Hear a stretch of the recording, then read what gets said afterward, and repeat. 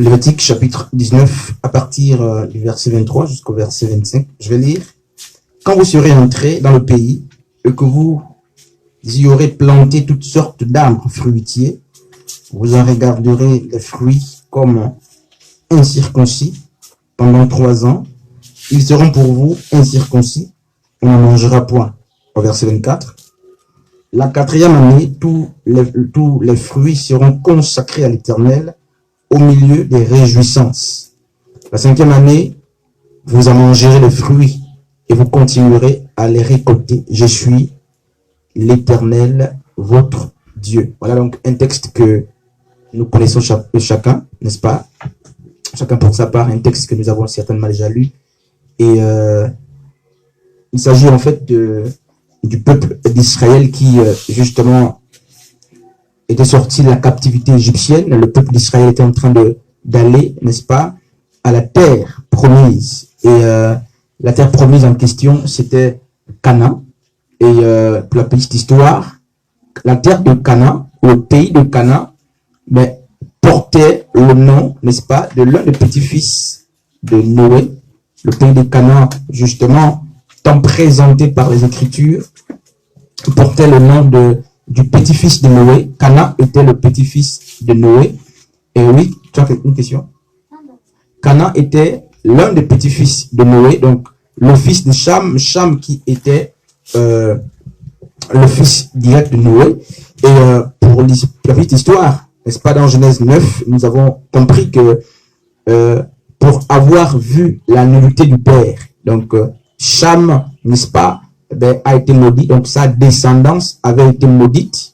Et ça fait justement que Canaan, qui était le petit-fils de Noé, puisque Cham, son père, le père de Canaan, avait, n'est-ce pas, vu la nullité de Noé sans la couvrir, il avait littéralement souillé, n'est-ce pas, il avait souillé quoi? Il avait souillé le lit du père, donc le lit de son père. Et qu'est-ce qui s'est passé pour, n'est-ce pas, pour mémoire, qu'est-ce qui s'est passé? Au lieu de couvrir la nudité du père, mais Cham était allé alerter les frères. Et les frères ont à leur tour couvert la nudité. Lorsque Noé s'est réveillé, n'est-ce pas, dit Genèse 9, pris par la colère, Noé a dû maudire, n'est-ce pas, de la descendance de qui? De Cham, qui était son fils. Et donc, il s'agit d'abord de Noé, de Canaan. Et donc, la ville de Canaan était une ville maudite, où régnait quoi? Toutes sortes, n'est-ce pas, de péchés, d'impudicité, tout ça, l'homosexualité d'après Lévitique, justement. Et pourquoi? Parce que Noé avait maudit son fils. Et donc, tous ceux qui descendaient de lui étaient complètement maudits. Et qu'est-ce qui se passe ici? Mais le peuple de Dieu est averti par le Seigneur parce que il devait conquérir cette terre. Après plusieurs années d'esclavage en Égypte, le peuple d'Israël devait, n'est-ce pas, conquérir cette terre. Et remarquez que la terre promise était habitée par plus de 7 nations. C'est ce que la Bible nous fait comprendre. Et pour céder ce territoire ou cette terre, cette nation où coulait le lait et le miel au peuple de Dieu, le Seigneur a dû, n'est-ce pas, chasser plus de 7 nations afin, n'est-ce pas, que cette nation revienne à Yehoshua. Et on va aller à notre texte, n'est-ce pas, dans Isaïe 5. La personne qui a la page peut faire la lecture. Isaïe chapitre 5, pour comprendre, n'est-ce pas, la suite. Donc, si quelqu'un est à la page, il peut nous faire, n'est-ce pas, la lecture. Isaïe chapitre 5, n'est-ce pas, à partir du verset 1er. Isaïe 5. Oui. Sœur, quelle page? Sœur, voilà. Isaïe chapitre 5 à partir du verset 1er. Qu'est-ce que la Bible dit? La parole de Dieu dans Isaïe chapitre 5, verset 1er.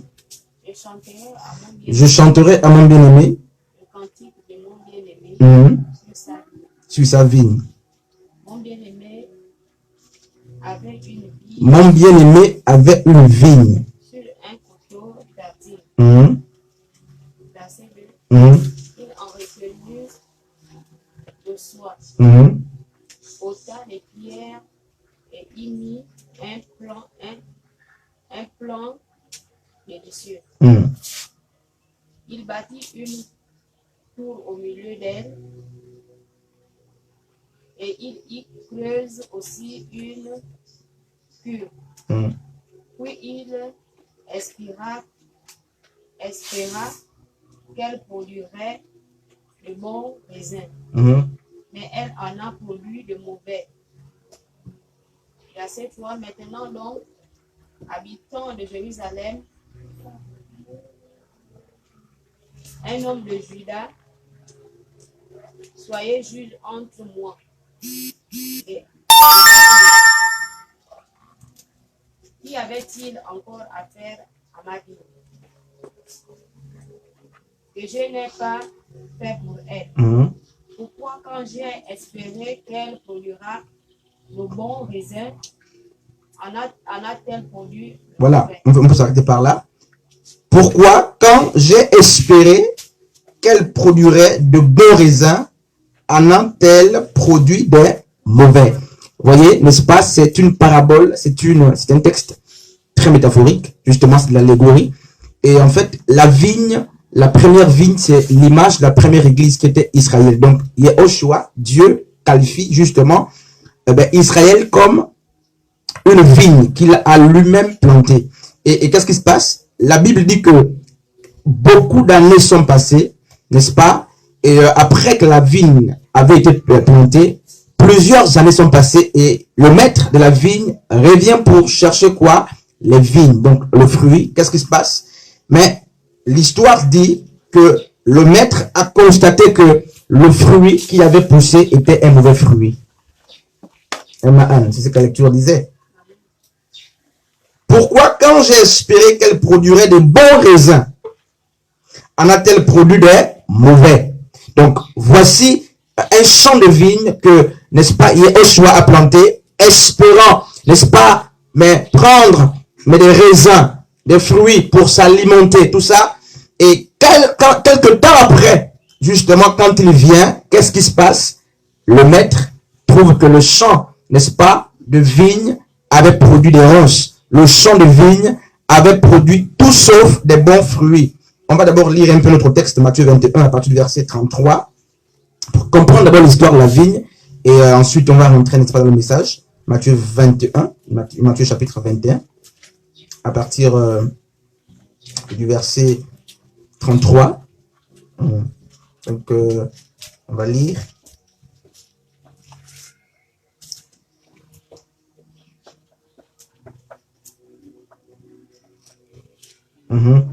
Je vais lire. Donc, nous sommes dans la parabole du vigneron, n'est-ce pas, à partir du verset 33, le chapitre c'est Matthieu 21, donc Matthieu 21, chapitre 21, à partir du verset 33. Écoutez donc, n'est-ce pas, une autre parabole.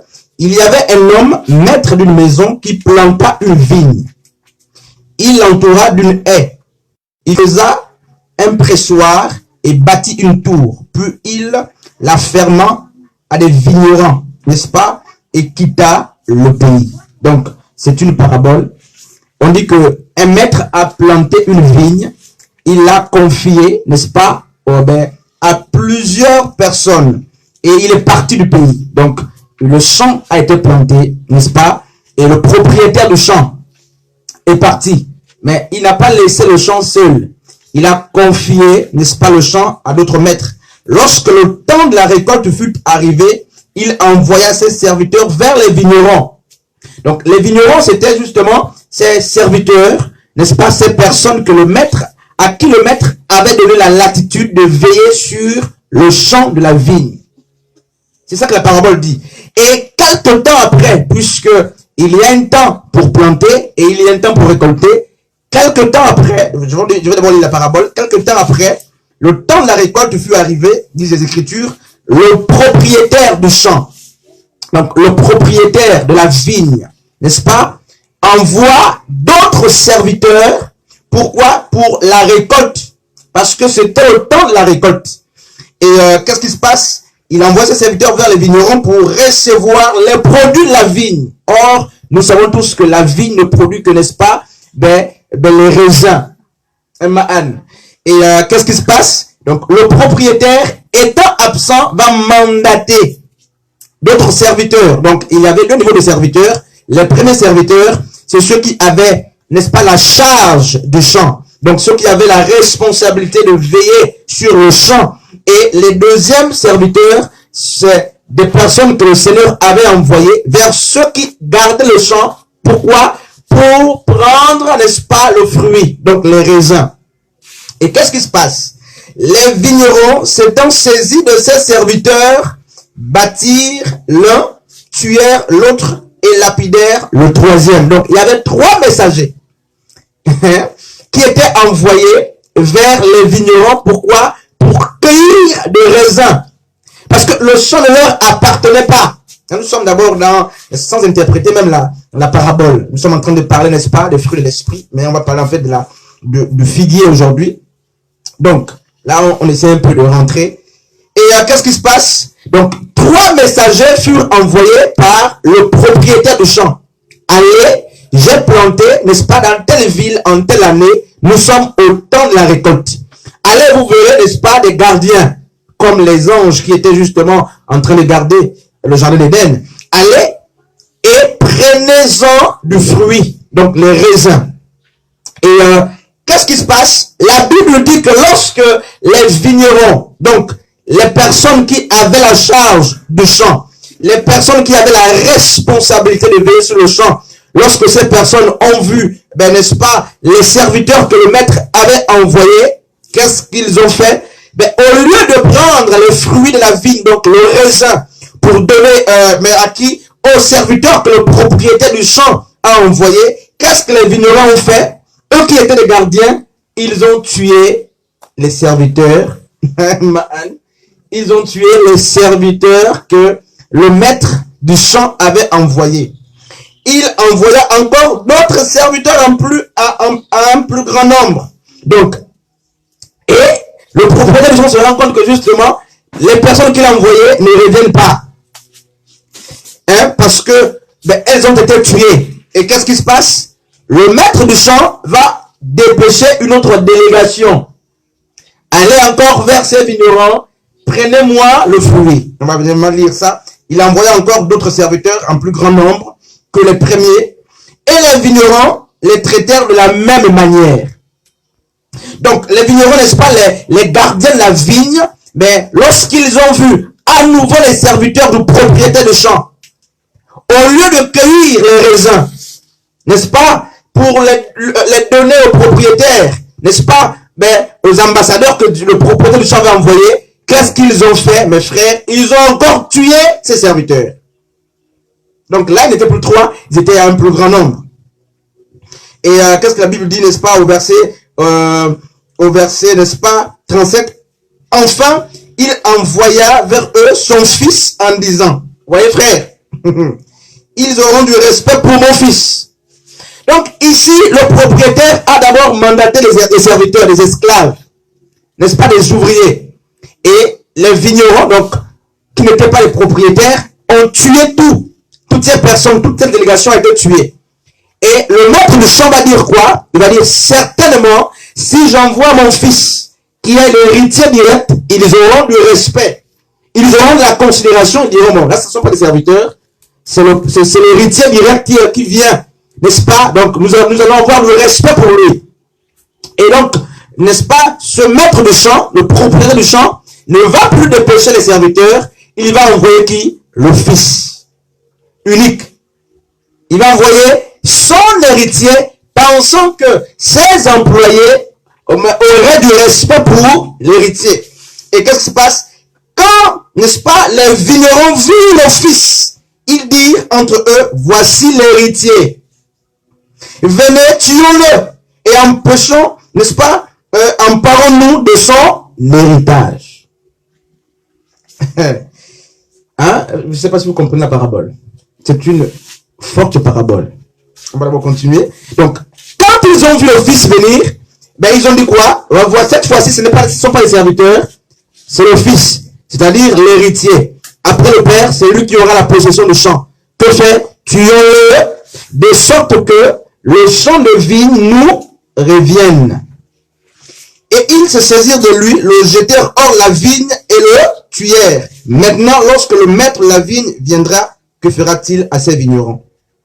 Voilà, une parabole vraiment riche. C'est pas, si vous avez déjà lu cette parabole, Jérémie, tu as déjà lu la parabole? Oui. Ça dit quoi la parabole? L'interprétation, ça dit quoi? Ça parle.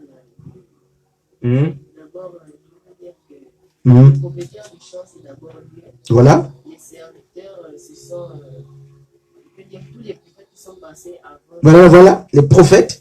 Et puis, le Fils, c'est Jésus. Voilà donc la parabole, ça, on peut acclamer le Seigneur, vraiment, c'est fort. Ah, que Dieu soit glorifié parce que les yeux sont ouverts, n'est-ce pas? Ça, c'est grave. Voilà. Élie a été envoyé, ils l'ont tué, ils ont chassé. Nathan, prophète, c'était les serviteurs, pas les fils. Ils ont tué. N'est-ce pas? Mais les Paul, on a envoyé les serviteurs, les prophètes, ils ont tué. Les apôtres, ils ont tué. N'est-ce pas? Mais frère, qu'est-ce qui s'est passé? Au dernier moment, Dieu va dépêcher qui? Il va dépêcher non pas un ange, mais le Fils, Yahushua, lui-même. Pourquoi? Parce que le champ, c'est quoi? La vigne, c'est l'église. N'est-ce pas? Et les vignerons, ce sont les serviteurs de Dieu. N'est-ce pas? Les hommes de Dieu, les pasteurs, les évangélistes, les docteurs, toutes ces personnes qui, d'après Ephésiens 4, ont la responsabilité de paître le troupeau, n'est-ce pas? D'édifier l'église, de garder l'église. Donc, ce sont des bergers au même titre que Adam, dans Genèse 1. Il était berger des arbres. Il était berger, n'est-ce pas de quoi? Il était berger du champ. Or, le champ renvoie à quoi, frère? Le champ de vigne correspond à l'église, qui est sous la responsabilité de qui? Des vignerons. Et les pasteurs, et les prophètes, et les docteurs, plutôt que de paître le troupeau, mes frères et sœurs, plutôt que d'amener le champ de la vigne, n'est-ce pas, à avoir des fruits, qu'est-ce qu'ils font? Ils s'emparent de ce champ. Et quand le maître est venu, l'héritier est arrivé, la Bible dit justement que l'héritier a été tué. Et en fait, le fond, c'est quoi? Nous sommes en train de parler de quoi? On va d'abord lire notre texte, n'est-ce pas, Matthieu, chapitre 3, à partir du verset 1. Nous sommes en train de parler de quoi? On va découvrir de quoi nous sommes en train de parler, frères et sœurs. Matthieu chapitre 3, à partir du verset... à partir du verset premier.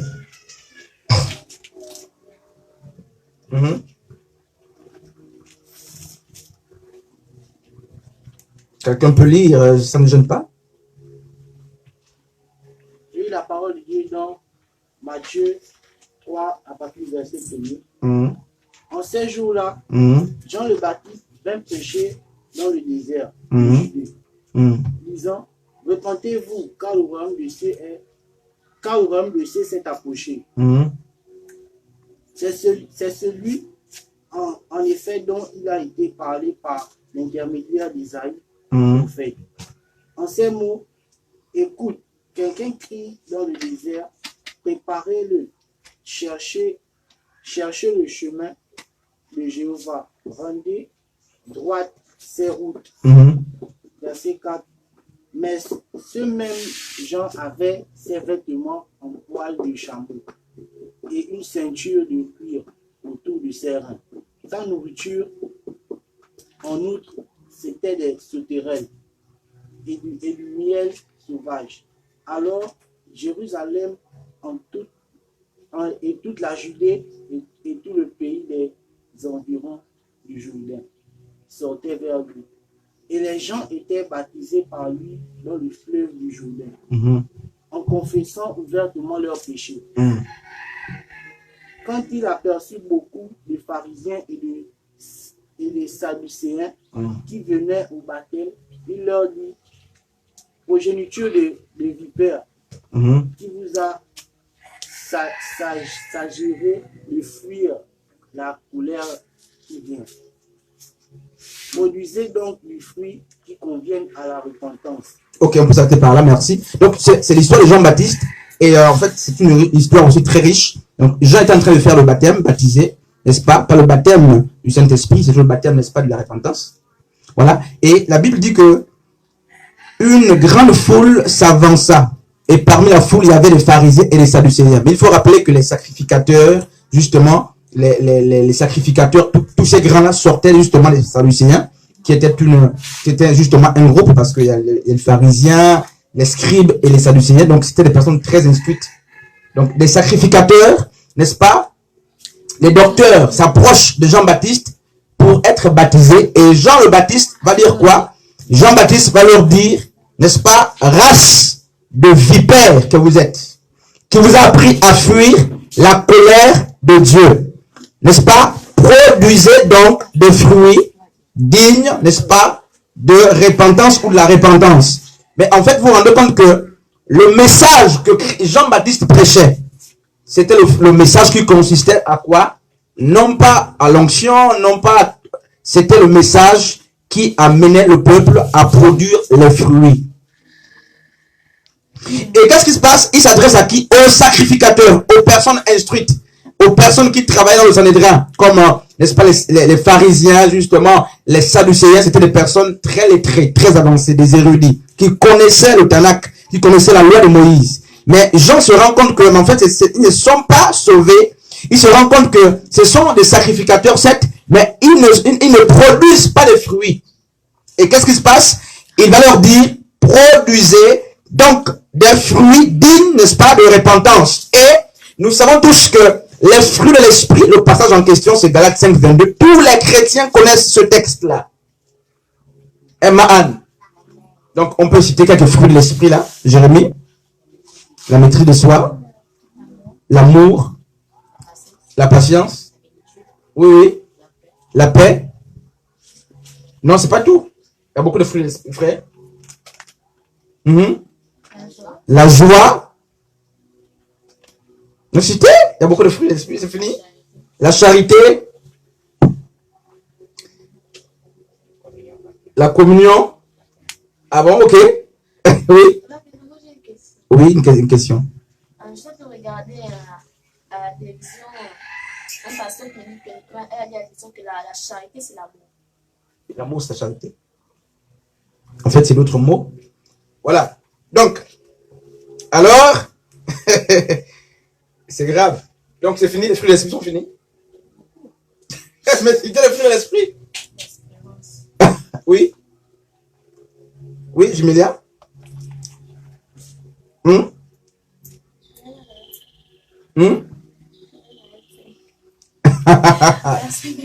Ok, ça c'est grave, c'est grave. Maintenant, on va lire notre texte, n'est-ce pas? Pour comprendre maintenant, on va lire Juge, chapitre 9. À partir du verset 8. Donc, on se rend compte justement, pendant qu'on fait le texte, on se rend compte que Jean mettait quoi? L'accent sur quoi?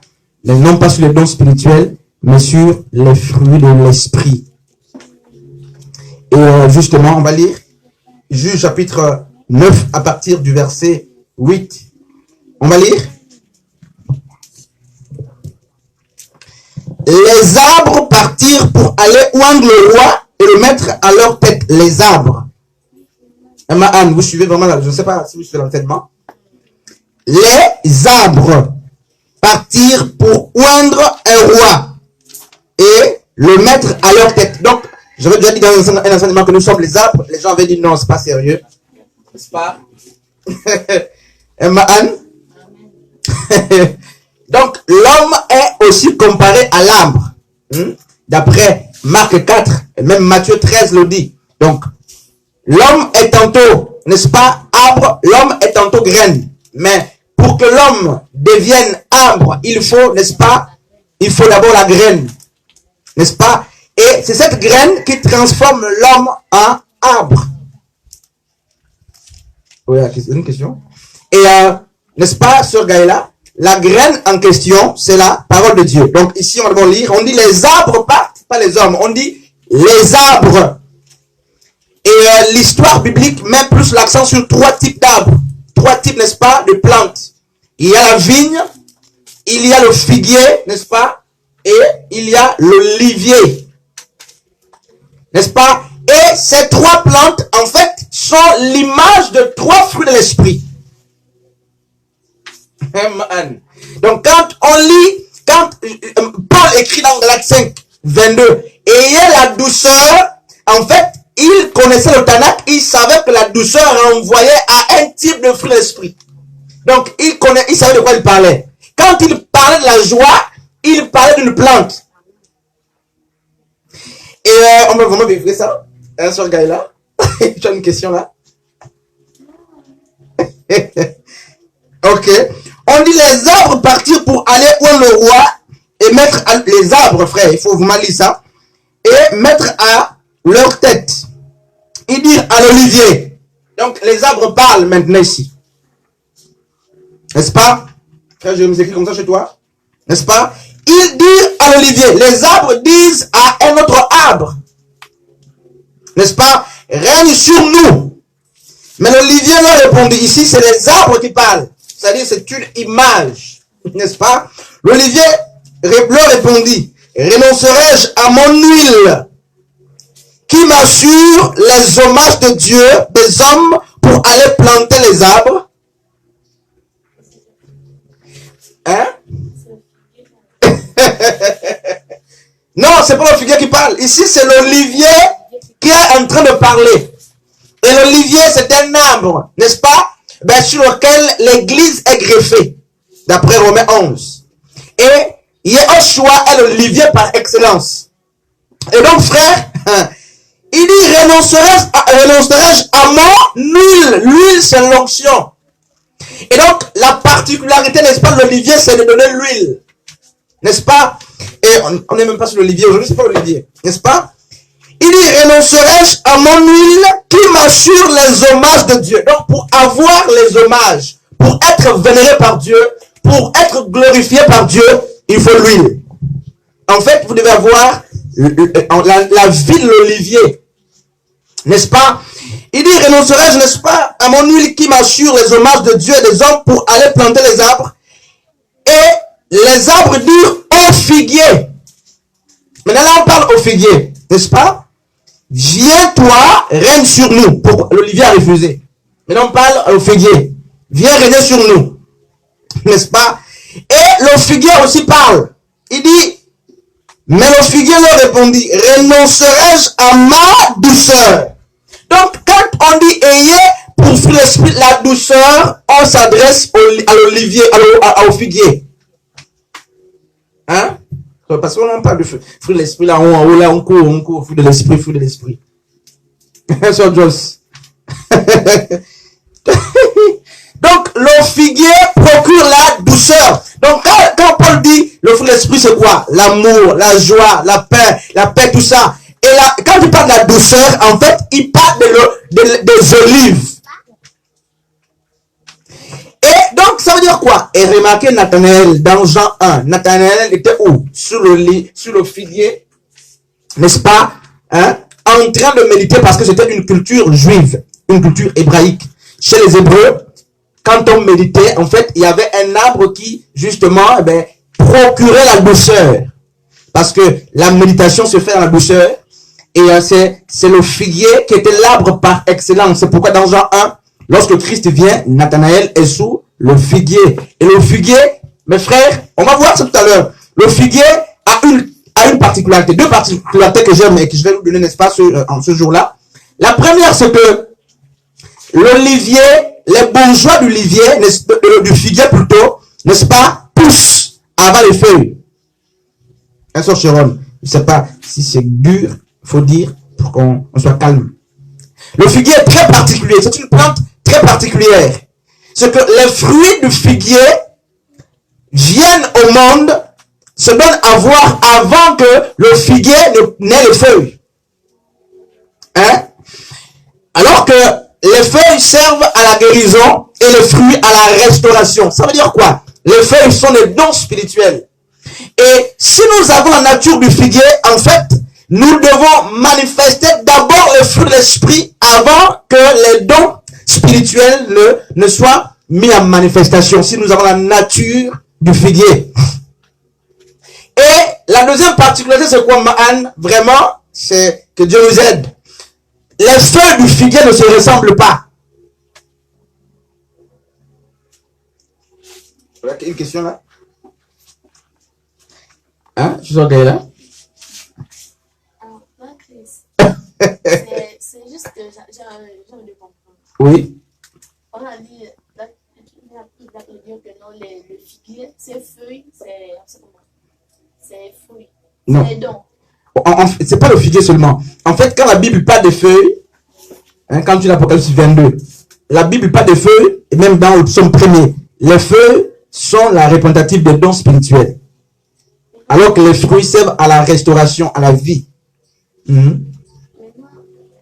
vous avez une phrase là, nous devons d'abord porter, avant de porter les feuilles, avant de porter les dons, d'abord porter les... Si nous avons la nature de figuier, n'est-ce pas? Ça veut dire que les dons spirituels, n'est-ce pas?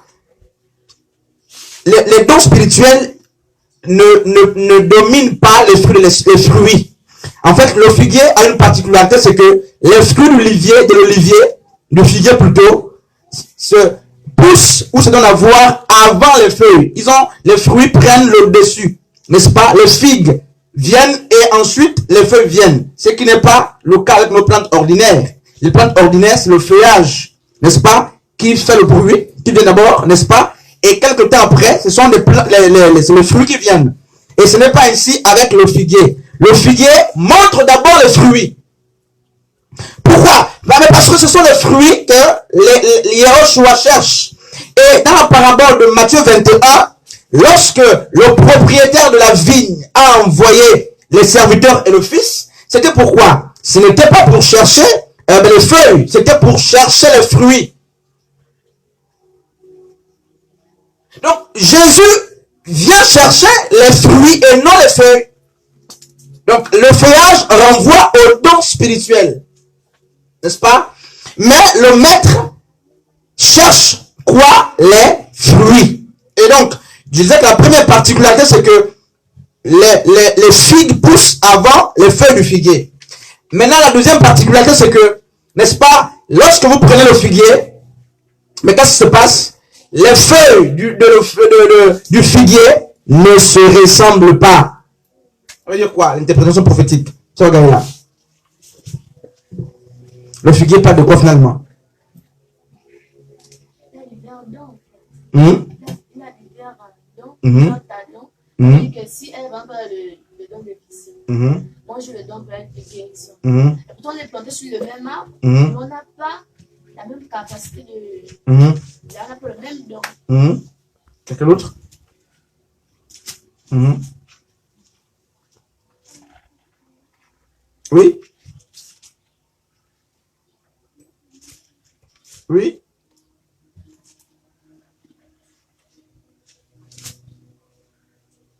Vous ne voulez plus parler là-bas?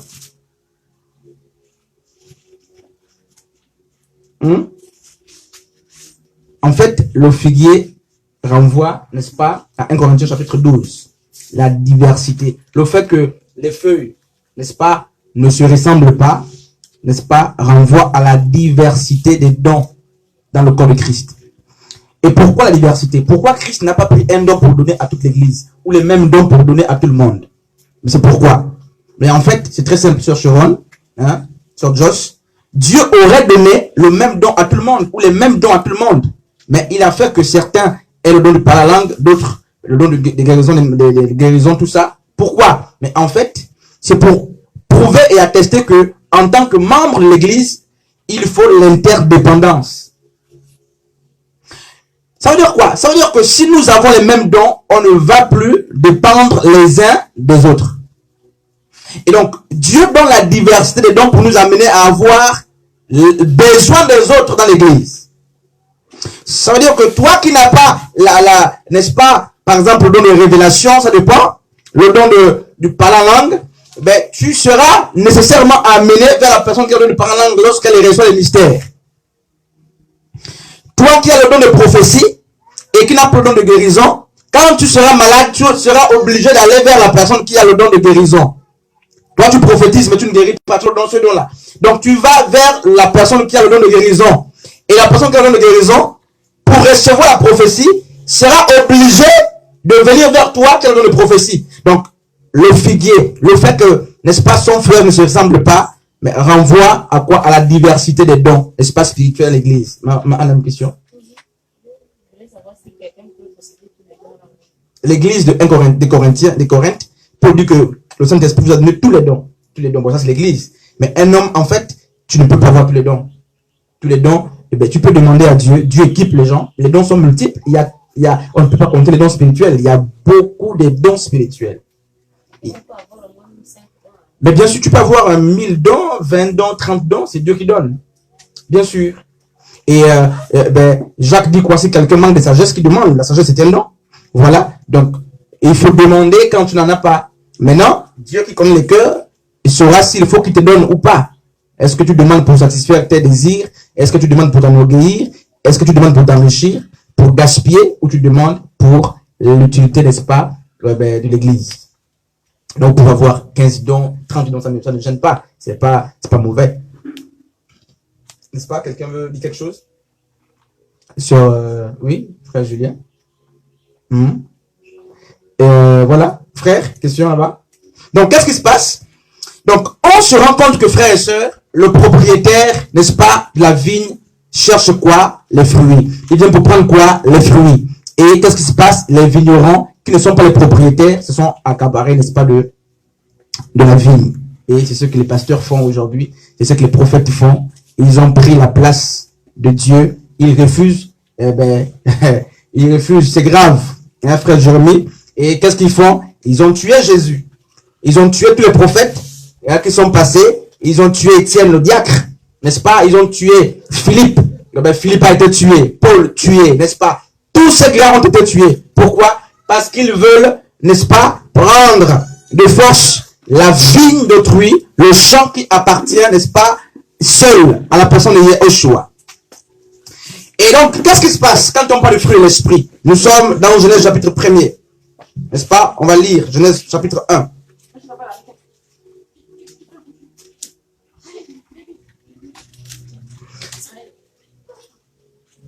Donc, qu'est-ce qui se passe? Pour comprendre, n'est-ce pas, le fruit de l'esprit, on va lire Genèse chapitre 1er. Donc, on connaît cette histoire. Alors, Dieu a tout créé. Comment vous connaissez cette histoire-là? On a mis un séminaire sur ça. Et on dit que la terre a été devenue informe et vide. La terre devint informe et vide. Donc, elle a perdu, n'est-ce pas, le caractère et la forme que Dieu lui avait donné. Et qu'est-ce qui se passe? Dieu, la Bible dit que Dieu dit que la lumière soit et la lumière fut. Donc, Dieu n'a pas créé la lumière, mais il a appelé la lumière. Mon frère Jérémie, j'ai la question, maintenant vous m'arrêtez. Donc, il a appelé la lumière pour que la lumière, n'est-ce pas, serve d'éclairage, de sorte qu'il n'est-ce pas, qu'il crée. Parce que la création ne peut pas se faire sans la lumière. Vraiment, on va maintenant rentrer dans les choses un peu plus sérieuses. S'il y a une question, n'hésitez pas de m'arrêter, sinon ça va vous constiper. L'enseignement, c'est trop lourd, ça va constiper spirituellement. Et ça va, n'est-ce pas, donner donc prioriser les frères, n'est-ce pas? Et voilà. Voilà, merci, Sœur Gaïla. Donc, ne soyons pas distraits.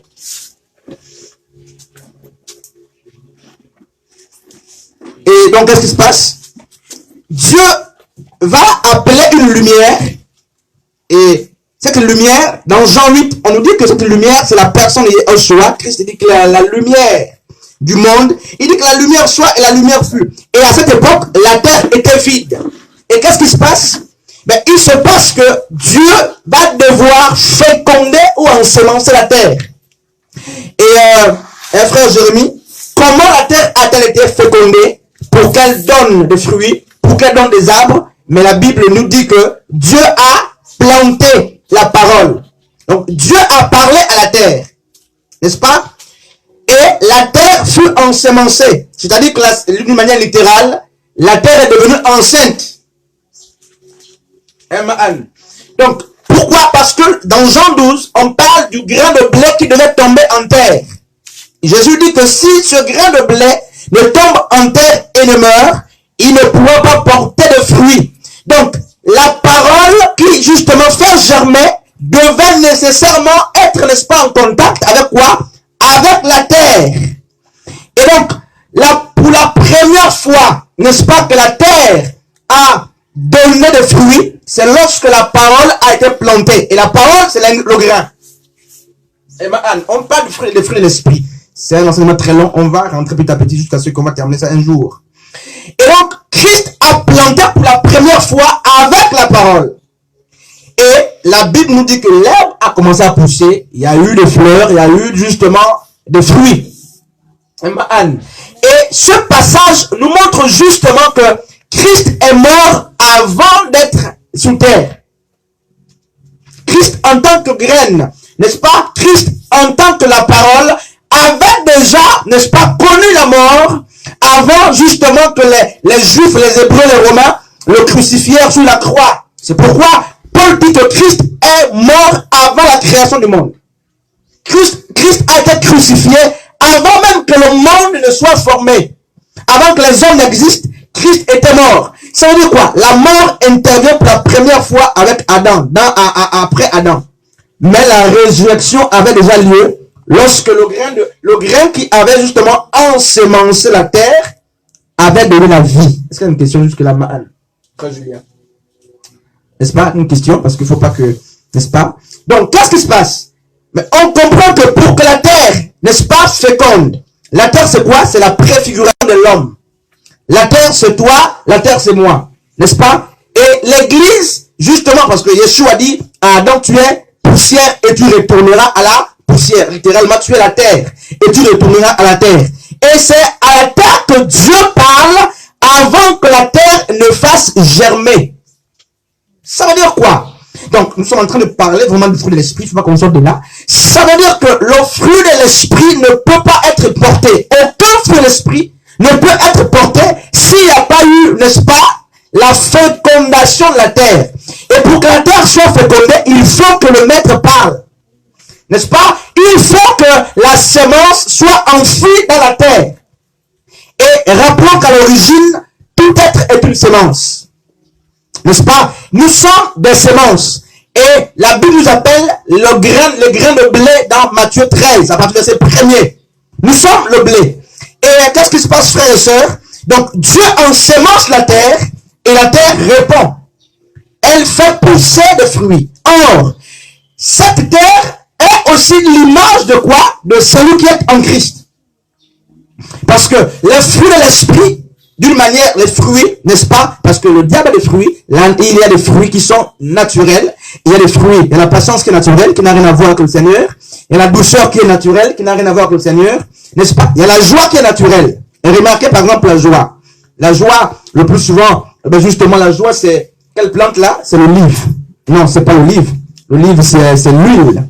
N'est-ce pas? La joie, c'est la vigne qui donne le vin. Le vin, n'est-ce pas? La Bible dit que le vin fait réjouir le roi. Donc, en fait, remarquez la joie du monde. La joie du monde, c'est lorsqu'on a, par exemple, pour ceux qui ont passé l'examen, la joie du monde, c'est lorsqu'on a réussi, lorsque les choses nous sont favorables.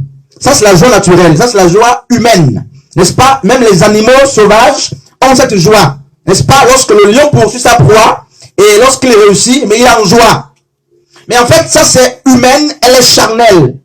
Mais la joie qui est spirituelle, qui devient fruit de l'esprit, mes amis le Seigneur, n'est pas engendrée nécessairement par les événements heureux.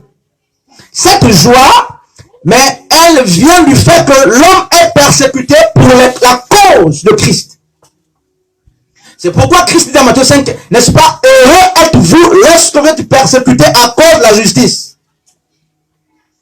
Et ce n'est pas pour rien que les disciples, les apôtres étaient très contents, ils étaient en joie, ils chantaient les cantiques spirituels lorsqu'ils ont été emprisonnés à cause de l'évangile. La Bible dit qu'ils étaient en joie. Ils ont manifesté la joie. Donc, il y a des fruits qui sont d'ordre naturel, qui sont, n'est-ce pas, spirituels. Alors que les fruits qui sont humains sont dans tous les êtres, depuis qu'on est, on a ces fruits. Les fruits de l'esprit ne peuvent pas, n'est-ce pas, pousser dans l'homme si l'homme n'a pas reçu la sémence de Dieu. Un sœur Sharon. Si Dieu n'a pas reçu, n'a pas parlé, n'a pas planté dans toi, dans ton cœur, dans ton âme, toi qui es terre, si Dieu ne plante pas, tu ne peux pas porter le fruit de l'esprit. Un frère Jérémie. Et à quel moment Dieu plante-t-il dans la vie, n'est-ce pas? Mais on va lire les Écritures. N'est-ce pas? C'est lors de la conversion d'abord. Maintenant, remarquez un fait. Vous ne pouvez pas avoir les fruits de l'esprit à la conversion. C'est pas possible. Il y a une question? Naan? sur Gaïla, sur Marty, sur Joyce, ça dépend. Oui, pourquoi? Maintenant, je vous pose la question, pourquoi? Puisque vous savez que c'est ça, maintenant, je vous demande pourquoi.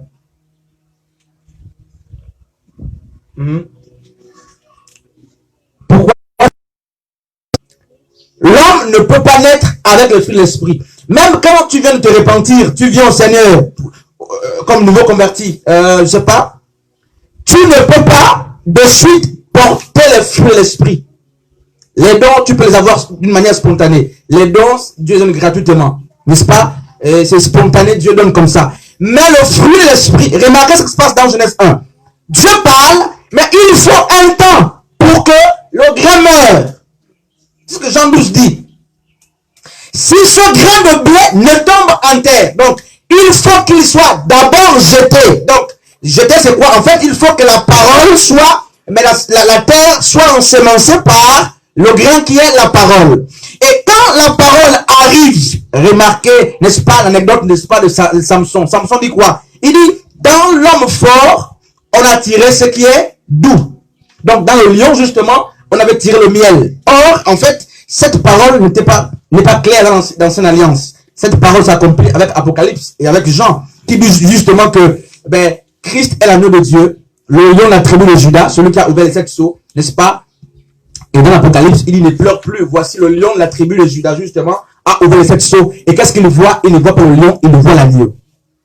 Donc, qu'est-ce qui se passe? Pour que le fruit, pour que tu aies le fruit de l'esprit, il faut d'abord que le grain soit jeté. Donc, il faut que la parole t'ensemence. Donc, tant qu'il n'y a pas l'ensemencement, tu ne vas jamais porter le fruit. Et remarquez, après que, n'est-ce pas, tu es ensemencé par la parole, je disais que tu ne peux pas de suite porter le fruit de l'esprit. Pourquoi? Mais parce que même Christ, avant que l'église ne naisse, parce que l'église naît avec Christ, n'est-ce pas? Avant que l'église ne naisse, Christ a dû faire 3 jours et 3 nuits dans la terre. Ça veut dire que pour que, n'est-ce pas, frères et sœurs, pour que les fruits de l'esprit arrivent, n'est-ce pas, il faut le temps de la mort. Et remarquez Samson. Samson tue le lion. L'homme fort c'est quoi? L'homme fort c'est l'homme, c'est la chair. N'est-ce pas? Quand il parle de l'homme fort, il fait allusion à la chair. Et dans la chair, il dit une fois le lion qui renvoie à l'homme fort est mort, ce qui est doux, n'est-ce pas? L'agneau pouvait être tiré, le miel pouvait être tiré. Donc, ce n'est pas le fait que la parole est plantée qui fait que tu portes tout de suite le fruit de l'esprit. Tu dois accepter que l'homme fort en toi meurt. Donc, la chair doit être crucifiée. Hein, frère Jérémie? Il faut le temps de la mort de la chair. La chair doit être crucifiée. Parce qu'on parle un peu trop de l'esprit, le fruit de l'esprit, la gauche, à droite, c'est un peu embrouillé. On a porté le fruit de l'esprit, on demande ça aux gens. Mais les gens ne peuvent pas porter le fruit de l'esprit. Remarquez, même d'une manière naturelle, quand vous prenez un grain, n'est-ce pas, un grain d'oseille que vous mettez dans la terre, ce grain d'oseille doit mourir. Et cette mort correspond à quoi? À l'abandon, n'est-ce pas, d'un type de vie, au renoncement de soi. Quand Christ dit à Pierre que celui qui veut me suivre, n'est-ce pas, se cherche son propre croix, qu'il renonce à soi-même, il parle en fait de cela. Il faut que tu meurs. Celui qui renonce à soi-même, au désir, aux passions de la chair, tout ça, mais il meurt.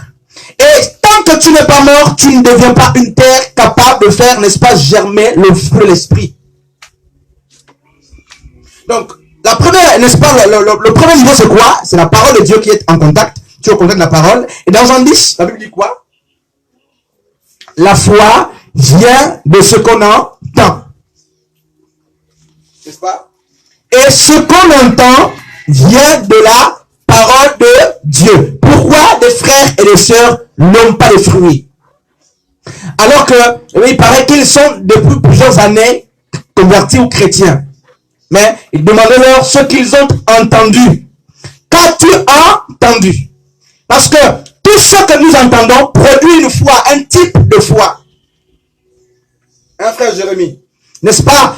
Tout ce que tu écoutes comme prédication, comme musique, tout ce que tu écoutes, surtout lorsque tu as mis l'attention sur ça, cela produit un type de foi. Maintenant, qu'est-ce que tu as entendu pour que tu aies la foi en Christ? Il faut entendre l'évangile de Christ, pas l'évangile des hommes. Et donc, après que le grain de blé est planté, n'est-ce pas, s'il meurt, on attend le troisième niveau, n'est-ce pas, le grain doit germer. Et mais en fait, la mort et le fait que le grain germe, c'est la préfiguration du baptême. Vraiment, c'est la question, il faut vite poser. Ça vient, ça passe. N'est-ce pas? Parce que le baptême, justement, c'est un acte ponctuel qui prouve qu'on est mort et on est ressuscité avec Yahushua, avec Jésus-Christ.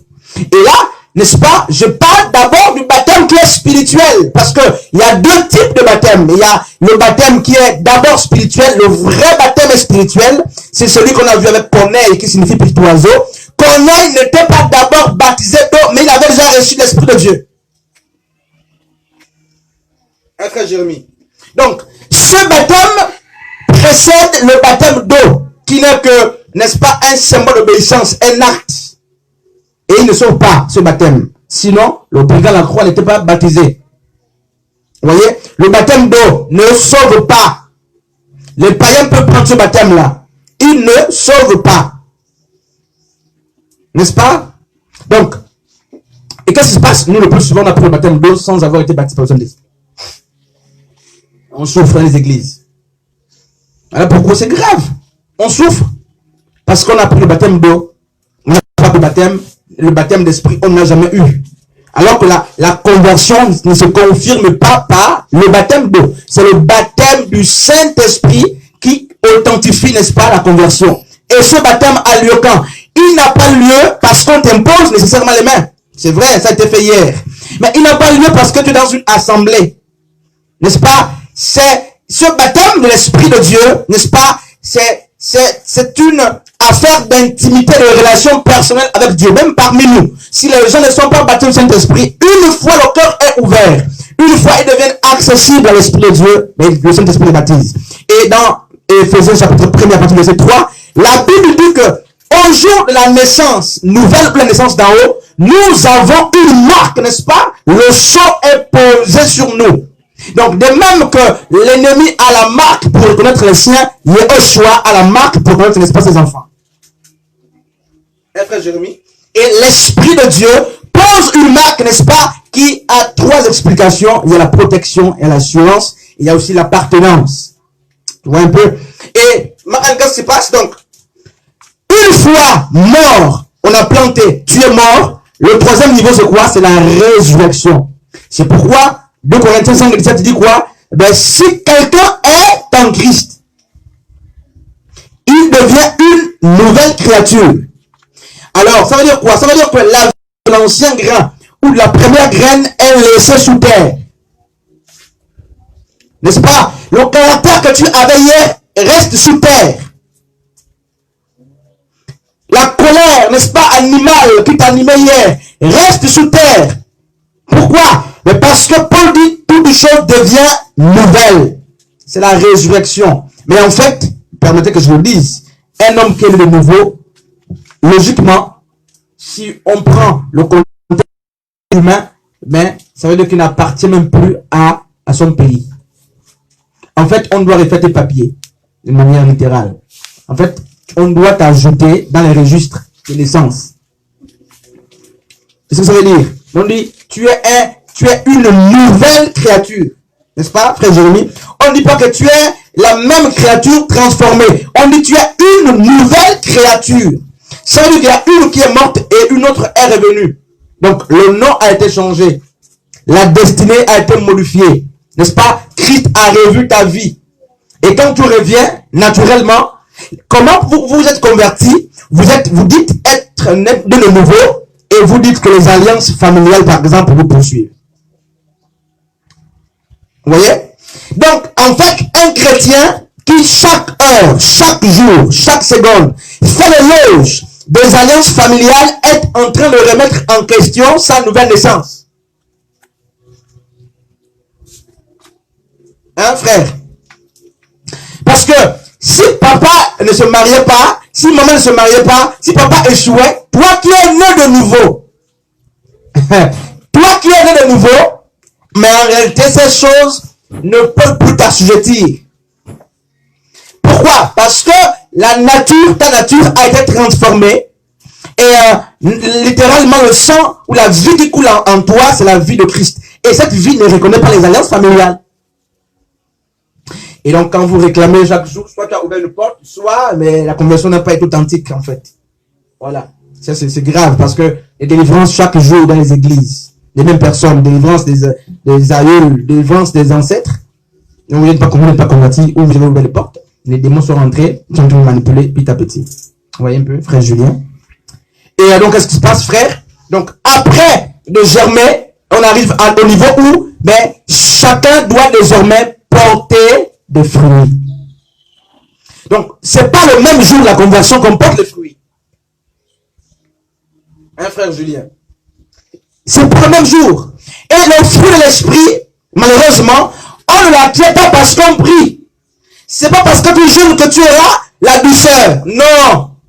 Ce n'est pas parce que tu jeûnes que tu auras la tempérance, la maîtrise de soi. Non, frère, c'est pas comme ça que ça se passe. Vous pouvez demander les dons dans la prière. Ok. Mais le fruit de l'esprit, c'est pas comme ça que ça se passe. N'est-ce pas? Je jeûne là pour que Dieu me donne la maîtrise de soi. Non, mais tu n'es pas converti. Tu n'es pas encore mort. Mais tu veux quelle maîtrise de soi? Mais les frères jeûnent. C'est grave. Tu jeûnes beaucoup là, depuis là, tu n'as pas la maîtrise de soi. N'est-ce pas? Et une fois, n'est-ce pas, on va lire Jean 15. N'est-ce pas? Une fois germé, on passe à quoi? À une étape très importante. C'est le port des fruits maintenant. Voici, n'est-ce pas, les étapes à lesquelles il faut passer avant qu'on ne porte de fruits. Avant que tu n'aies de fruits, il faut que tu sois ensemencé par la parole. Il faut que tu meurs. Il faut la résurrection. Donc, il faut que tu germes. Et ensuite, tu peux porter les fruits, le déploiement des fruits. Jean chapitre 15, à partir du verset, n'est-ce pas, à partir du verset 15, à partir du verset 1er. Je suis le vrai cep et mon père est le vigneron. Tout serment qui est à moi et qui ne porte pas de fruits, il le retranche. Et c'est grave, ce passage-là. Je ne sais pas si vous voyez comme moi. Écoutez ce que le maître dit. Jésus dit que il y a des serments qui sont en lui, mais qui ne portent pas de fruits. Et c'est grave. Est-ce que vous avez vu ça? Tu vois ça quand même? Il dit, tout serment qui n'est pas à moi. Le serment, c'est quoi? C'est la branche. Le cep, c'est le tronc de l'arbre. N'est-ce pas? Et mais la vie du serment dépend de l'étroite collaboration que le serment a avec le cep. Donc, avec le tronc. Les serments ne restent que greffés sur le... Il n'y a pas de serments qui vivent à côté. Aucune branche ne peut vivre si elle n'est pas attachée, greffée à l'arbre. Mais Jésus dit quoi? Au lieu de dire que à l'époque, je pensais que tous ceux qui étaient en Christ, mais étaient des vrais serments. Mais Jésus dit non, il y a des serments qui sont à moi. C'est-à-dire qui sont collés, mais que je vais couper. Je vais lire un peu sur toi là-bas. À partir du verset 1er. Jean 15, à partir du verset 1er. Je suis le vrai cep. Oui. Et mon père est le vigneron. Tout serment qui est en moi. Voilà. Tout serment qui est en moi. Toute branche qui est greffée en moi. Et qui ne porte pas de fruits. Voilà. Il le retranche. Voilà. On peut s'arrêter par là. Donc, ça veut dire quoi, Magaïla? Donc là, c'est grave même. Ça veut dire, ça c'est même plus grave. Donc, Jésus reconnaît que tous les serments qui sont en lui, collés à lui là, mais ne sont pas nécessairement des serments qui portent le fruit. Mais pourtant, la sève coule. Pourtant, ils sont collés à Jésus. C'est-à-dire, ce sont des... Enfin, ils ont fait le baptême. Hein? Frère Julien, ça te fait mal. N'est-ce pas? Ils ont fait le baptême. Ils sont les chantres, les pasteurs, viennent à l'église. Tout ça, les sermons. Ils ont confessé Jésus. Ok. Ils sont en Jésus. Jésus a dit ça lui-même. Tout serment qui est en moi. Ou bien c'est moi qui lis. On va lire notre version là-bas quand même. Ou bien notre version sont mal. N'est-ce pas? Notre version, frère, lis un peu chez toi là. Voilà. Sœur Gaïla, ta version a dit quoi? Voilà. N'est-ce pas? Anne, ta version dit quoi là? Sœur l'édition, toi, on parle de quoi?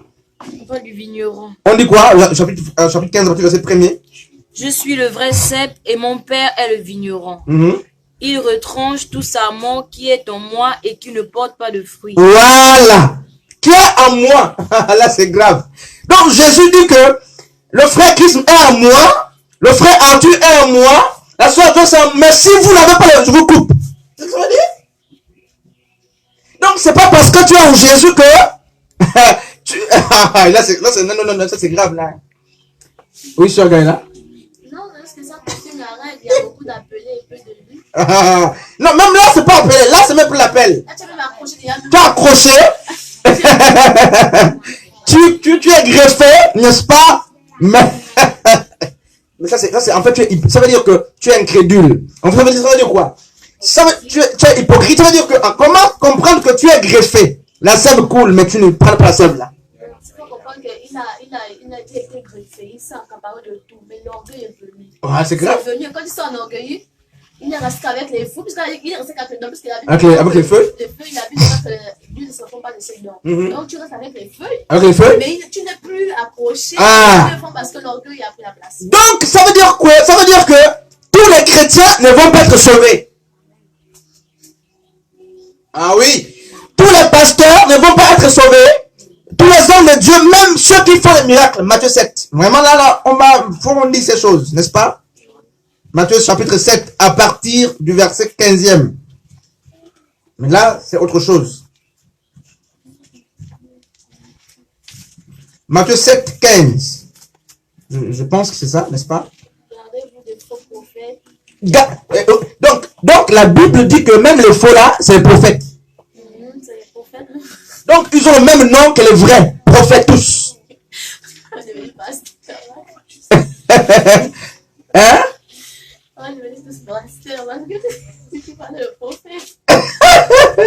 Vous remarquez que la Bible ne parle pas trop des pasteurs ou les docteurs, tout ça. La Bible parle, c'est-à-dire que les prophètes, il y a trop, ce sont eux qui séduisent plus, n'est-ce pas?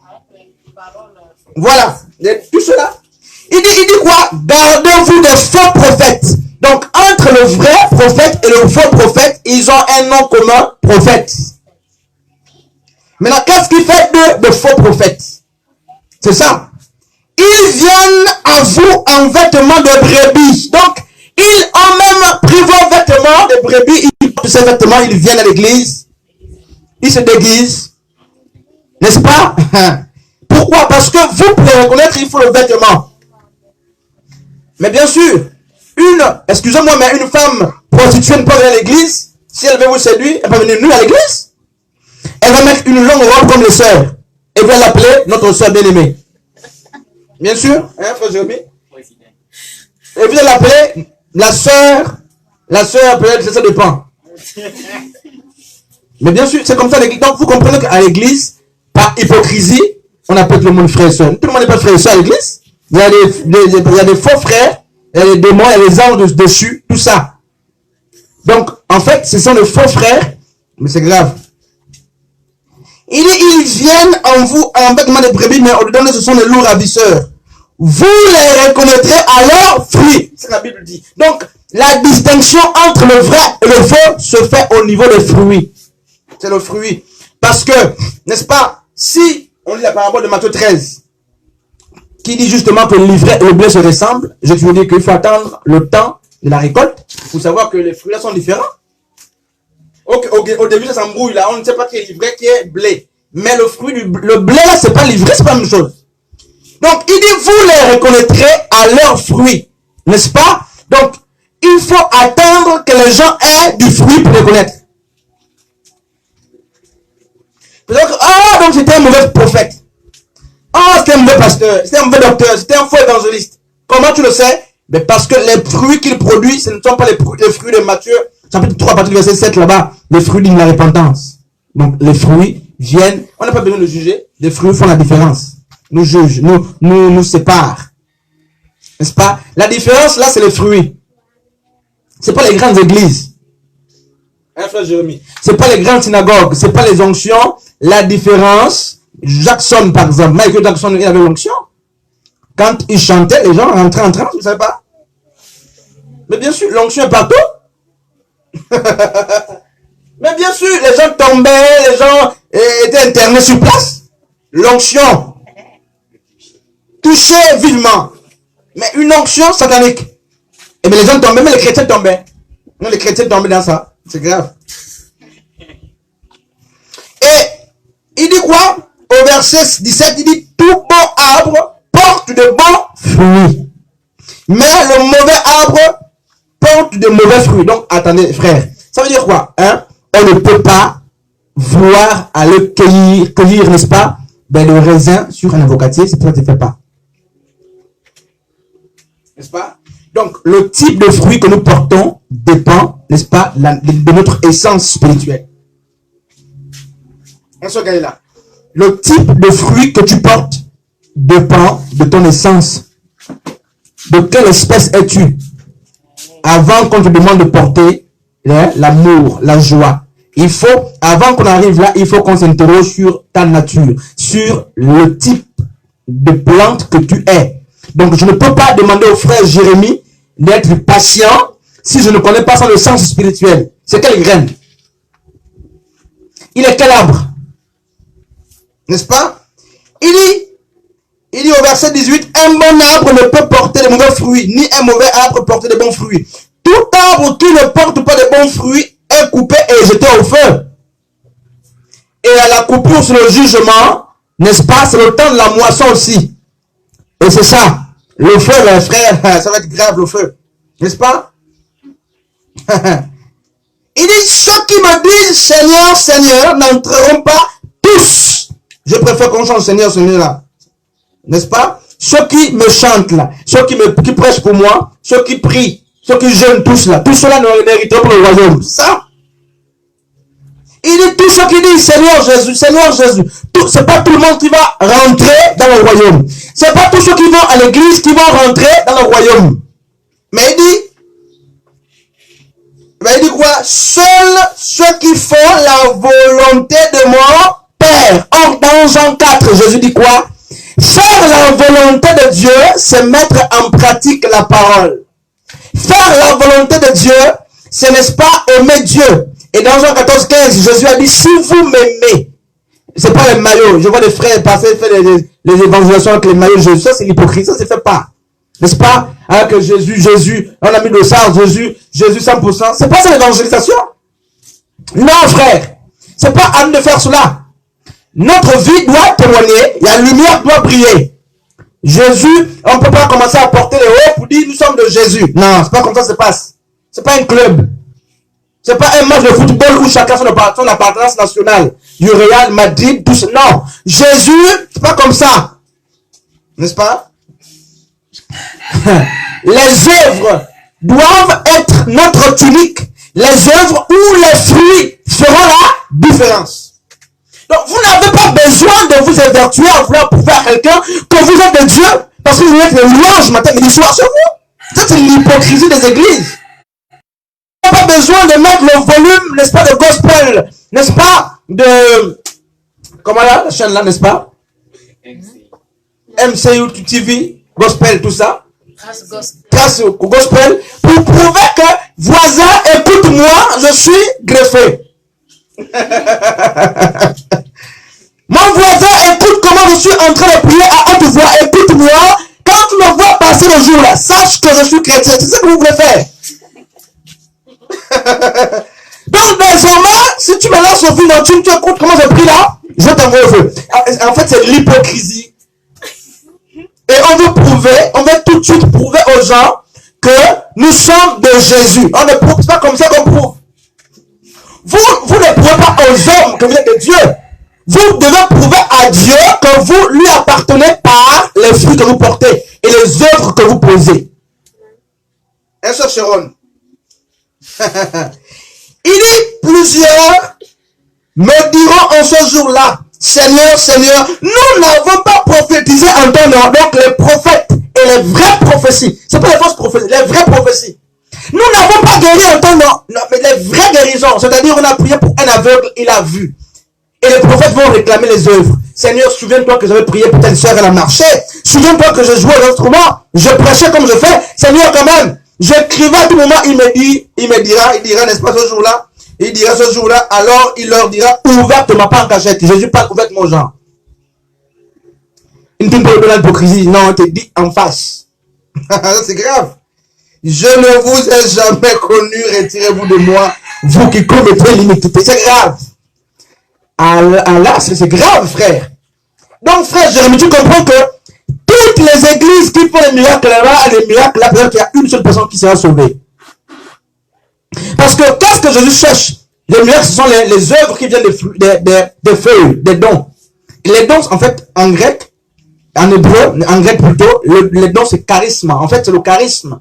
Mais le fruit, c'est pas le charisme. Le fruit, c'est quoi? C'est la manifestation du caractère de Christ, de la nature de Christ. Donc, les fruits vous amènent à ressembler à Christ. Les dons vous amènent à opérer.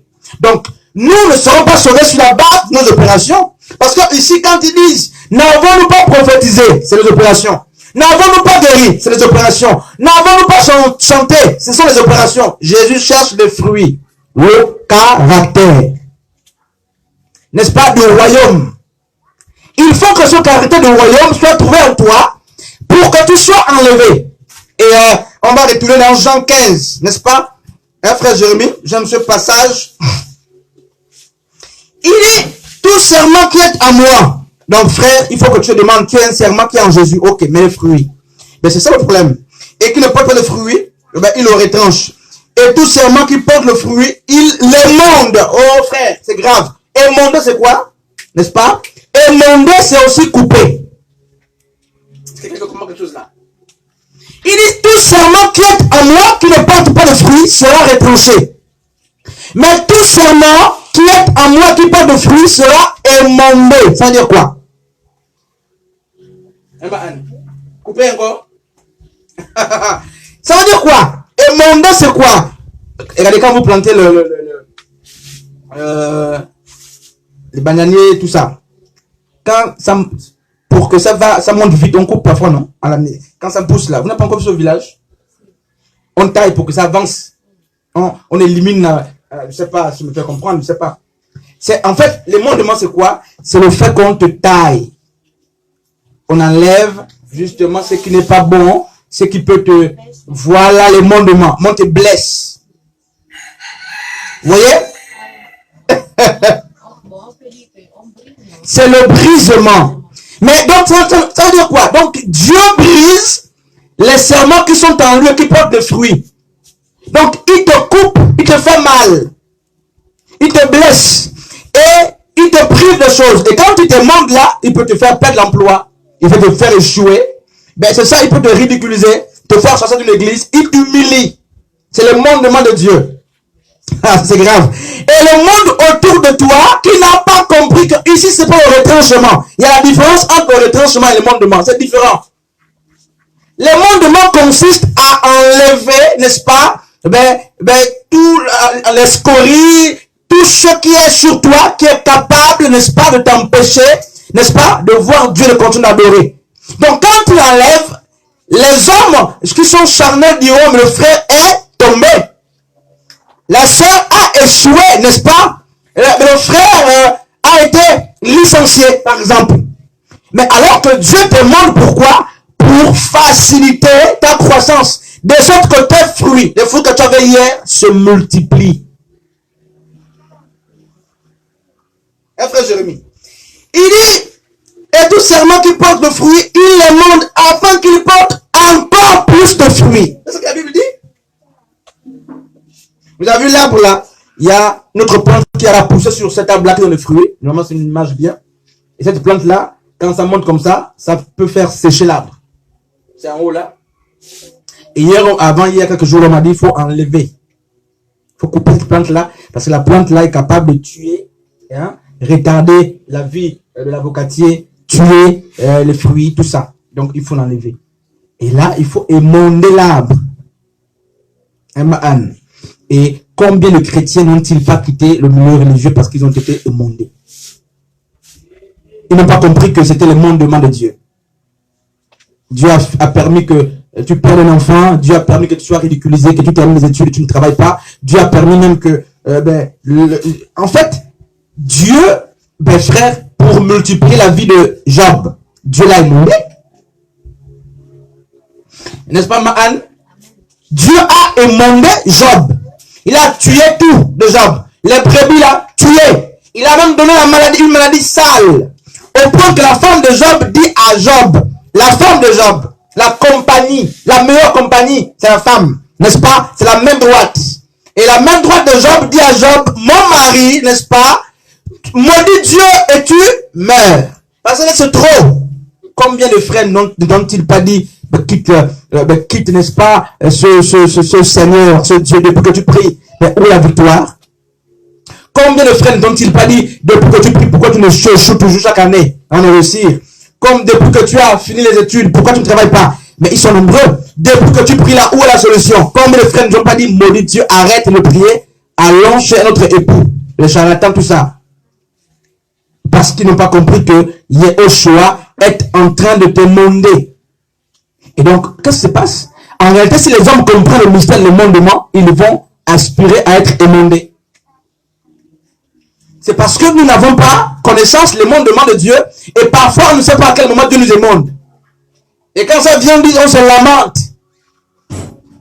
Parce que si on était informé que là, c'est la main de Dieu, je n'ai rien fait, là c'est la main de Dieu, on devait acclamer, bon, là j'attends la victoire. Mais c'est grave. Oh! Il dit pour verset 4, demeurez en moi et je demeurerai en vous. Comme le serment ne peut de lui-même porter le fruit. Vous voyez, donc c'est grave, frère. Donc, que les chrétiens ne se vantent pas de ce qu'ils ont comme fruit. Parce que personne ne peut lui-même porter le fruit. Personne. N'est-ce pas? Tu as la maîtrise de soi, la patience, l'amour, la douceur, la bonté. Tu ne peux pas te vanter. Parce que en tant que serment, tu dépends, n'est-ce pas?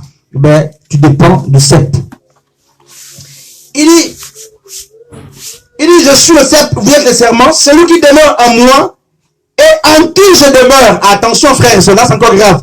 Ça veut dire quoi? Vous pouvez demeurer en Dieu comme le serment sans que Dieu ne demeure en vous. Est-ce que je mis? Donc, c'est pas parce que tu demeures en Dieu que tu vas porter le fruit. Non, non, non. Il dit, il faut que tu demeures en lui et lui demeure en toi. Mais beaucoup demeurent en Dieu sans que Dieu ne demeure en eux. C'est grave.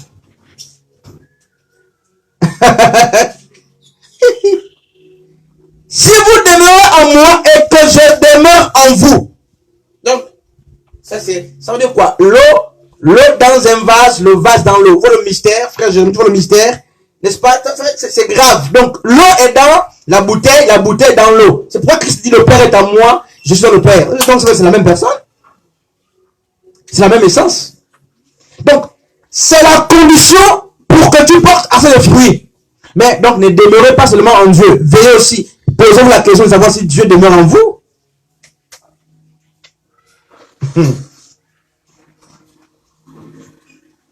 Si quelqu'un demeure en moi, il est jeté dehors comme le serment. Il sèche, puis on ramasse les serments. On les jette au feu et on les brûle. Si vous demeurez en moi, et que mes paroles demeurent en vous. Voilà. Donc, au début, il a dit, si vous demeurez en moi et que moi je demeure en vous. Donc, au verset 17, il dit, si vous demeurez en moi et que mes paroles demeurent en vous. Donc, Christ ne demeure en nous que lorsque sa parole demeure en nous. Là. Donc, à quel moment Christ demeure dans la vie d'un homme? C'est pas quand quelqu'un va à l'église. Pas quand quelqu'un prêche. C'est pas quand quelqu'un fait les prophéties. Non, c'est pas ça. Christ demeure en nous lorsque sa parole est gardée dans nos cœurs. Lorsque sa parole est dans nos cœurs. C'est dans nos cœurs. C'est là qu'il demeure. Donc, il demeure par la parole. Puisque lui-même, il est la parole. Et comment savoir que la parole demeure? C'est pas parce qu'on connaît le verset là, c'est pas ça la parole. Ça c'est pas la parole. C'est la pratique de la parole qui fait qu'on se nourrisse spirituellement. Donc, c'est grave. Et il dit, n'est-ce pas? Il dit, si vous demeurez en moi et que mes paroles demeurent en vous, demandez ce que vous voudrez et cela vous sera accordé. Si vous portez beaucoup de fruits, c'est ainsi que mon Père sera glorifié. Donc, frère, Dieu n'est pas glorifié parce que tu as 2 fruits, 3 fruits. Non, Dieu est glorifié quand tu as beaucoup de fruits. Tu vois ici, c'est grave. Tu as déjà, n'est-ce pas, un peu de la douceur. Tu as dit c'est fini. Non! Dieu n'est pas content de ça. Il dit, si vous portez beaucoup de fruits, c'est ainsi que mon Père sera glorifié. Tu as comme le fruit. Quand je dis non, je plaide déjà à Dieu, là. Tu as comme le fruit, là. 2, 3, 4 petits fruits, et les fruits ne sont pas encore bien mûrs. C'est vert, un peu jaune là en bas. C'est le mur, voilà. Donc, frère, c'est grave. Le message de fruits, c'est grave. Frère Jérémie. Donc, le tout n'est pas, Marty, le tout n'est pas d'avoir les fruits. Il faut les fruits mûrs. Parce que les fruits qui ne sont pas mûrs peuvent tuer les gens. Bien sûr. Quand les fruits ne sont pas mûrs, eh bien, ils ne servent à rien. Tu as la douceur, une douceur, mais tu as embrouillé avec la douceur. N'est-ce pas? Une patience où tu commences. Quand il dit les fruits mûrs, c'est quoi? C'est-à-dire que votre fruit atteigne la maturité. Donc, il y a beaucoup de chrétiens qui sont des fruits, mais les fruits sont immatures. Ils ont la joie, oui, la paix, la bonté, la maîtrise de soi, la tempérance, tout ça, mais c'est pas mûr. Mais donc, le problème c'est quoi? Pour ceux qui ont le fruit, ben, il faut les amener à la maturité. Frère Jérémie. Donc, si tu as... Aïe. Seigneur. Et certains frères se vendent des petits fruits qui sont un peu jaunes, un peu verts. Un peu jaune, parfois vert. Et par saison même. Il y a les saisons de la joie. Et les saisons... C'est grave. Frère Jérémie. Frère Jérémie, tu vois ça? Ça, c'est l'année là, je te dis, ce qu'il m'a fait là, on met l'habit de chrétien d'abord à côté. Donc, je mets d'abord la patience à côté. Je vais te répondre. N'est-ce pas? Ça, c'est les saisons. Ça, c'est les fruits qui se manifestent par saison. Là, c'est l'hypocrisie. C'est pas comme ça que ça se passe. Et ça, c'est comme le psaume premier. Dans les fruits en sa saison. Mais en tant que chrétien, toutes les saisons, nous devons porter des fruits. Il n'y a pas une saison de sécheresse pour dire, ça, c'est pas le temps de donner le mangue. Ça, c'est l'hypocrisie. Ça, c'est pas bien. C'est pas comme ça que ça se passe. Ça veut dire que, quel que soit le moment, quelle que soit la période, quel que soit l'environnement, le chrétien doit avoir le fruit de l'esprit. Qu'on t'insulte ou pas, il n'y a pas à dire que là, il est allé très loin, je ne peux plus pardonner. Là, il a touché le point qu'il ne fallait pas toucher. Non, je peux pardonner, mais là, je ne peux plus. Ça, c'est pas le fruit de l'esprit. C'est pas comme ça que ça se passe. Ça, c'est pas mûr. N'est-ce pas? C'est grave. Les fruits se portent en toute saison. C'est grave, hein? Frère Julien, que tu ne te reconnais pas. Et on continue, ne prend pas les fruits. Il dit quoi? Il dit, si vous portez beaucoup de fruits, c'est ainsi que mon Père sera glorifié et que vous serez mes... Oh, maman Anne, que vous serez mes disciples. Le disciple, c'est pas celui qui a un fruit. Ça, c'est notre enseignement là. Il ne dit pas vous serez des chrétiens. Ouais, c'est différent entre chrétiens et disciples, il y a une différence. Voilà. Les disciples, frères, sont des esclaves. Les disciples sont comme le maître. C'est ça le disciple. Et il dit, un disciple, le disciple de Christ, c'est pas celui qui a 2 fruits, 3, c'est celui qui a beaucoup de fruits. Donc, il faut assez de fruits pour que Dieu soit glorifié, et il faut aussi assez de fruits pour que tu deviennes disciple, pas chrétien. Les chrétiens, c'est un autre païen. En fait, chrétiens là, c'est les païens qui nous donnent son nom là. À Antioche, dans Actes, ce sont les païens qui ont donné son nom aux disciples de Christ. Christ n'a pas dit aller former des chrétiens. Christ a toujours parlé des disciples. Parce que la connotation qu'a le mot disciple est très différent de chrétien. Le disciple, quand on parle de disciple, c'est celui qui est comme le maître, qui fait ce que le maître veut. Et on va bientôt terminer, n'est-ce pas? Comme le Père m'a aimé, je vous aime aussi. Demeurez dans mon amour. Si vous gardez mes commandements, vous demeurez dans mon amour. De même que j'ai gardé les commandements de mon Père et que je demeure dans son amour.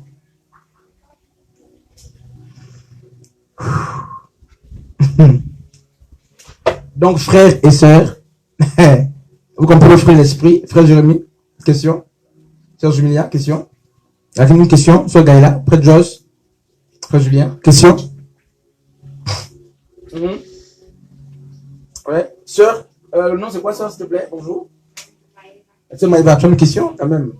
Après, ok. Maman Anne, tu savais pas? Tu as dit? Frère? Sœur Sharon? Ok. Donc, qu'est-ce qui se passe, frère et sœur? Ben, c'est grave.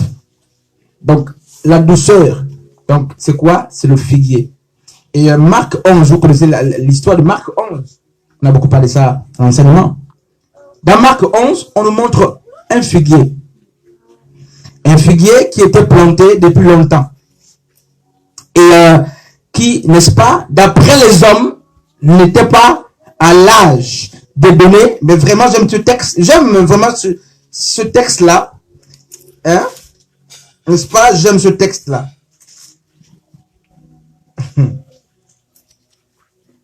Marc 11 à partir du verset 12. Donc, il y a un figuier qui est là. Jésus voit un figuier de loin.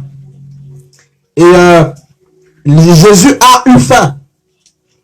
Et comme je disais, n'est-ce pas, en amont, le fruit, c'est pour la restauration et les dons pour les feuilles pour la guérison.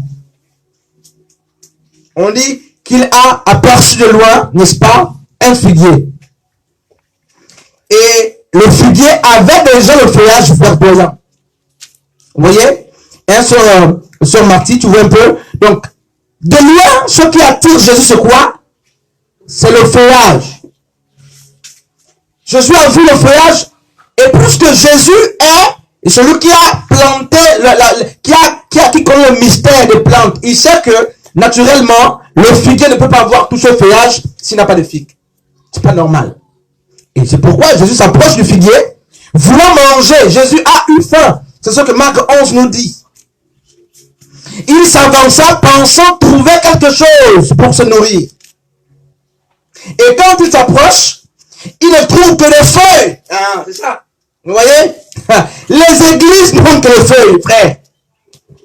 Les pasteurs n'ont que les feuilles. Les chantres, les feuilles. Intercession, les feuilles. Prophètes, les feuilles. N'est-ce pas? Apôtres, les feuilles. Docteurs, les feuilles. Docteurs de nom, tout ça. Il n'y a pas de message. Les prophètes ne prophétisent plus. Il n'y a pas de prophétie. Tu es prophète quelle base? C'est grave.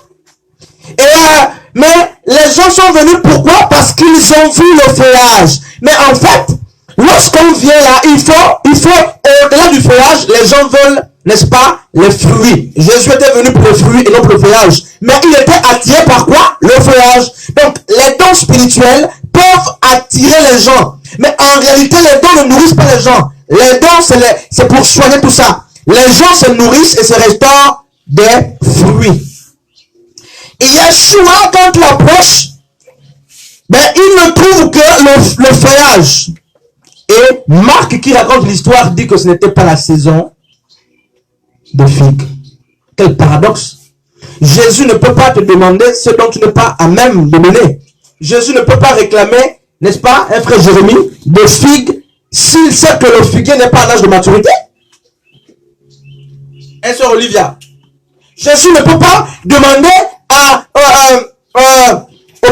frère Marvin, par exemple, de commencer à enseigner si Jésus sait qu'il n'est pas en âge de maturité. Donc, si Jésus a mordu le figuier, c'est que pour Jésus, le figuier était hypocrite. Mais bien sûr, c'est que le figuier, eh bien, la saison était passée, le figuier n'a pas porté de fruits. Donc, il trompait les gens par les dons. Les figuiers sont beaucoup les églises. On transpire matin, midi, soir en train de danser. Il n'y a pas la parole. Il n'y a pas la parole. Quand vous venez là, au fil de l'esprit,